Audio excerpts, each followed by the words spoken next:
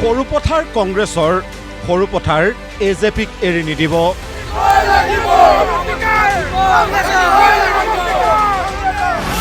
এপিচিচিৰ সভাপতি গৌৰৱ গগৈক ঘেৰাও কৰি দাবী কংগ্ৰেছ কৰ্মীৰ।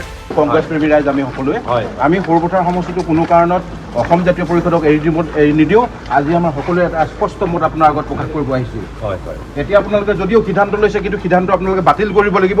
যদি বাতিল নকৰে, অনাগত কালিৰ পৰহিলৈ ভিতৰত আমাৰ হাজাৰ হাজাৰ কংগ্ৰেছ কৰ্মীয়ে মুণ্ডন কৰিবলৈ ছাৰ সাজু আছে। তাৰ কাৰণে কিন্তু জগৰীয়া আপোন হ'ব লাগিব। আমাক মুঠতে কংগ্ৰেছৰ কাৰণে সৰুপথাৰ সমষ্টিটো দিব লাগিব।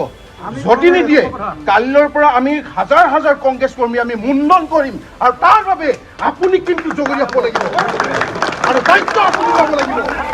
কেৱল মুণ্ডন কৰি প্ৰতিবাদৰ ভাবুকি দিয়াই নহয়, কান্দি কান্দিও অনুৰোধ জনালে কংগ্ৰেছ কৰ্মীয়ে।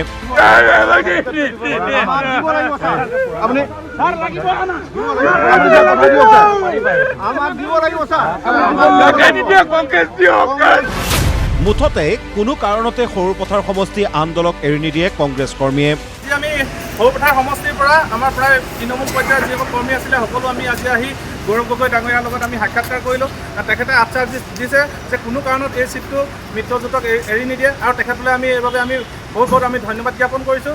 আৰু যদিহে এই চিটটো কেনেবাকৈ আকৌ যদি মিত্ৰজোঁটক দিয়াৰ কথা ভাবিছে বা ভাবে পৰৱৰ্তী দিনত, তেতিয়া তাত আমাৰ ডাঙৰ আমি আন্দোলনৰ কাৰ্যসূচী গ্ৰহণ কৰিম। আমাৰ হাজাৰ হাজাৰ ল'ৰাই মুণ্ডন কৰি এটা ডাঙৰ প্ৰতিবাদী কাৰ্যসূচীত হাতত ল'ব। দ্বিতীয় পৰ্যায়ৰ সময় পৰিৱৰ্তন যাত্ৰাত অংশ ল'বলৈ গৈ আৱৰ্ত ভৱন প্ৰাংগণত এনেদৰেই দলীয় কৰ্মীৰ আৱেগ আৰু ক্ষোভৰ মুখামুখি হ'ল এপিচিচিৰ সভাপতি গৌৰৱ গগৈ। এয়া নিষ্ঠাবান কৰ্মীসকলৰ আৱেগ। সভাপতি হিচাপে মই তেওঁলোকৰ লগত আছো বুলি মন্তব্য কৰিলে গৌৰৱ গগৈয়ে।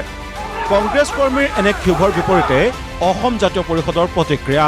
কংগ্ৰেছ কৰ্মীয়ে কিবা অসন্তুষ্টি ব্যক্ত কৰিছে। যদি তেনেকুৱা অসন্তুষ্টি ব্যক্ত কৰিছে, মই ভাবোঁ যে প্ৰতিটো দলৰ নিজ দলৰ প্ৰতি কিছু আন্তৰিকতাই তেওঁলোকে দল কৰে, সংগঠন কৰে। গতিকে নিজৰ দলটোৰ প্ৰতি আৱেগ থকাটো স্বাভাৱিক।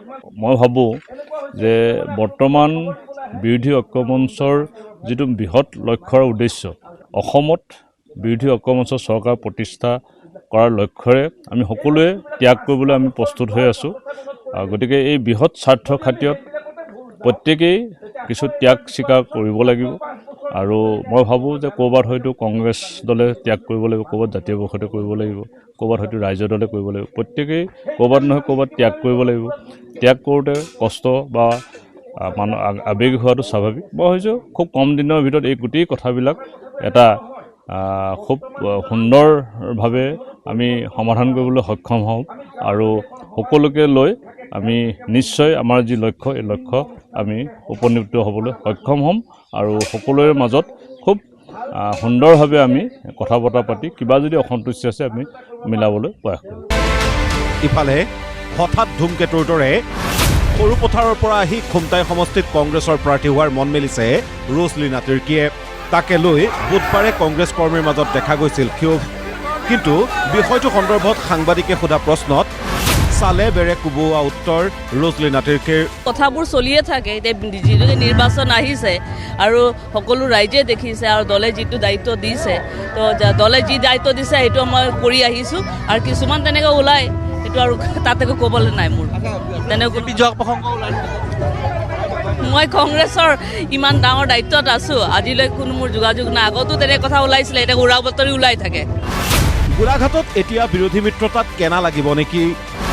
কংগ্ৰেছৰ দলীয় কৰ্মীৰ মাজৰ ক্ষোভে গোলাঘাটত ডুবাব নেকি কংগ্ৰেছক? সেয়াহে ডাঙৰ প্ৰশ্ন।